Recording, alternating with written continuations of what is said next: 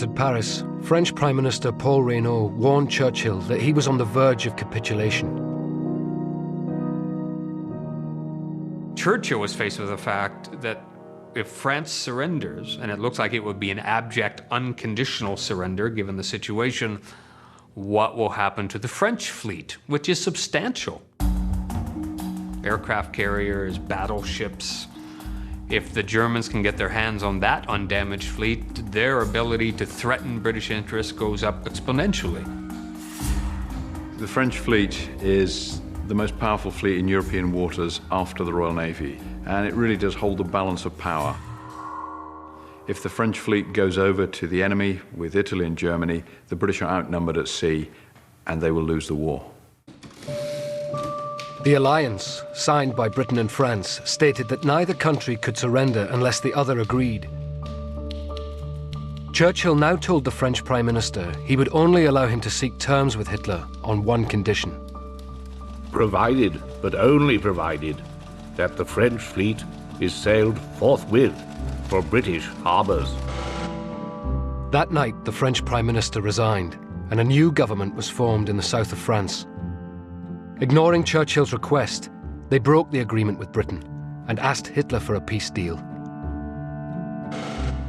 Churchill now made a final appeal to the head of the French Navy, Admiral François Darlan. Darlan had commanded the French fleet for many years and was highly respected in Britain. Churchill knew him quite well. Darlan inspired absolute loyalty in his men and had told Churchill at a previous meeting that he would never surrender his ships to Hitler. Churchill sent a British envoy to beg Darlan to ignore the French government and order his fleet to Britain before the armistice was formally signed. Darlan repeated his solemn assurance that he would never let his fleet fall into German hands. Churchill hoped this meant that the ships would soon be on their way. But as the days passed, the French Navy didn't move.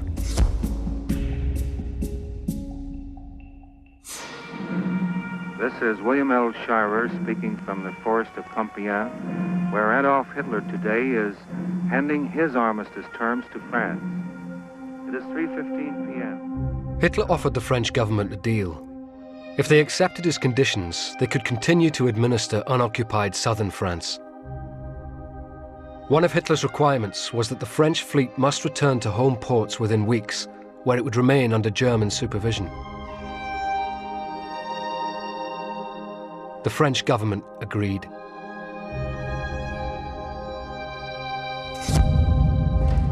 It took several hours for the details to reach London.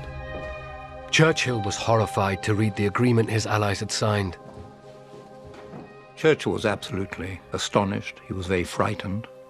At first he didn't believe it. He couldn't believe that the French would agree to such a thing. He felt betrayed in many ways by Admiral Darlan. But Admiral Darlan was still trying to keep the promise he had made to Churchill. On hearing the armistice conditions, Darlan sent a message to every ship in the French Navy. If at any time the Germans tried to take over, the crew must scuttle their ships immediately. By issuing this order, Darlan believed he had honoured his pledge. All Churchill had to do was trust him.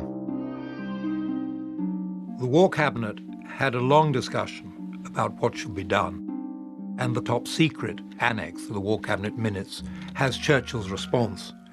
The Prime Minister said that in a matter so vital to the safety of the whole British Empire, we could not afford to rely on the word of Admiral Darlan.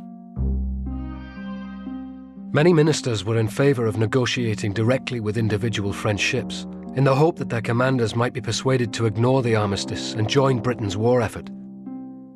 But Churchill was already thinking of more drastic measures. Churchill wound up the meeting with the following words.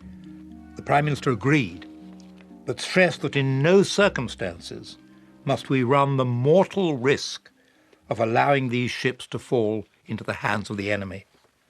Rather than that, we should have to fight and sink them. Under the armistice agreement, all French ships would be under German control within days. Churchill now took the decision that would change the course of history.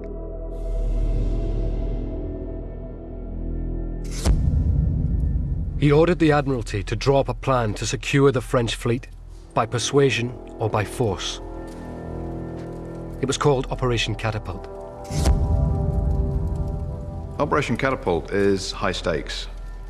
If it goes wrong, if it goes badly wrong, Churchill's finished, Britain's finished, war's over. This is Churchill saying we need to do this to stay in this game. Operation Catapult would involve several simultaneous actions around the world. There were 14 French warships, several submarines, and almost 200 smaller vessels in British ports preparing to return to France. These would be seized in a dawn raid. At Alexandria in Egypt, there was a French battleship and 4 cruisers, but they were trapped inside a British base. The most important targets were in French Algeria. The town of Oran had a fortified harbour called Mers el-Kabir. Moored here was the main French battle fleet, including the 2 ships that Churchill feared the most. The Dunkirk and the Strasbourg were modern battle cruisers that could outclass most British ships. At Mers el-Kabir, they were supported by 2 older battleships, 6 destroyers, and submarines, forming a deadly strike force. Hoping to avoid a violent confrontation with this powerful squadron, Churchill personally drafted an ultimatum for the French admiral in Mers el-Kabir. It offered 3 choices.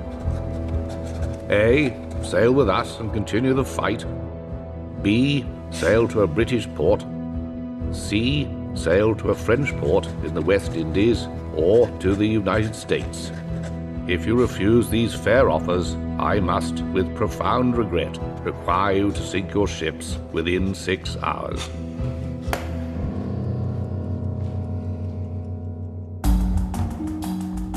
The British assembled a fleet in Gibraltar to deliver the ultimatum to Mers el-Kabir. It was called Force H and included the world's largest battleship, HMS Hood. In command was Admiral James Somerville. On receiving his orders, Somerville voiced his doubts about the mission, arguing the French would not respond well to threats. As Force H travelled through the night towards the Algerian coast, Somerville received Churchill's uncompromising reply. If the French will not accept any of your alternatives, they are to be destroyed.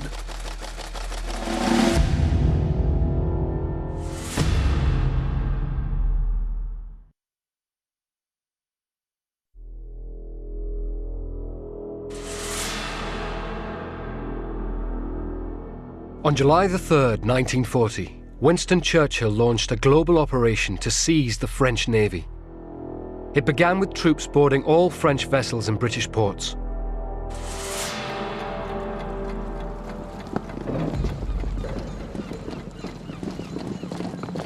In Plymouth, one of the targets was the Surcouf, the biggest submarine in the world.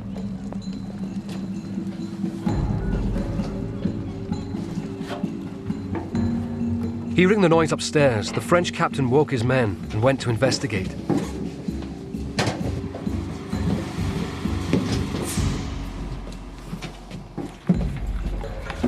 As the British searched the Surcouf, the ship's engineer began destroying records and codebooks, while the French captain refused to surrender his vessel. Je ne bouge pas. Moments later, there was a sudden eruption of violence.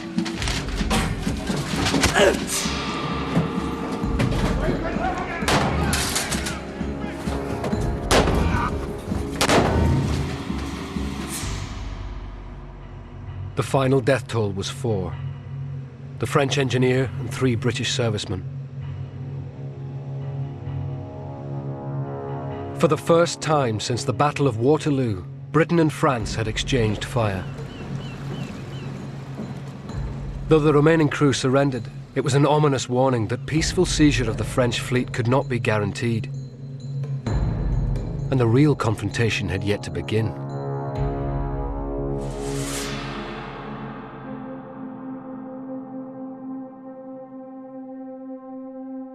As the sun rose over the Mediterranean, Force H arrived at Oran, ready to present Churchill's ultimatum. Robert Philpott was a 20-year-old trainee gunnery officer on the British flagship HMS Hood. Really, it was all very peaceful. Nobody was doing any firing. There was a fairly happy mood on board. We all firmly believed that the ships would come out and join us. We know the French sailors were just anxious to get on with the war. So we didn't think it would be a great problem. Many ordinary French sailors, ignorant of the political situation, were excited by the arrival of the British. André Jaffra was an 18-year-old gunner on the French battleship Bretagne. Our officer scrutinizes the horizon, then looks through his binoculars and smiles. What is it, Captain? The British have arrived. Really? Yes. We were happy. We thought they'd come to get us to continue fighting against the Nazis. Leon Leroux was a 19-year-old messenger on board the French admiral's flagship, the Dunkirk. Rumours travel fast, so we found out quickly that there was a British fleet outside the port of Oran. And we heard that a small torpedo boat, the Foxhound, had entered the harbour. And so we thought it was a bit odd. The Foxhound had been sent ahead to open negotiations.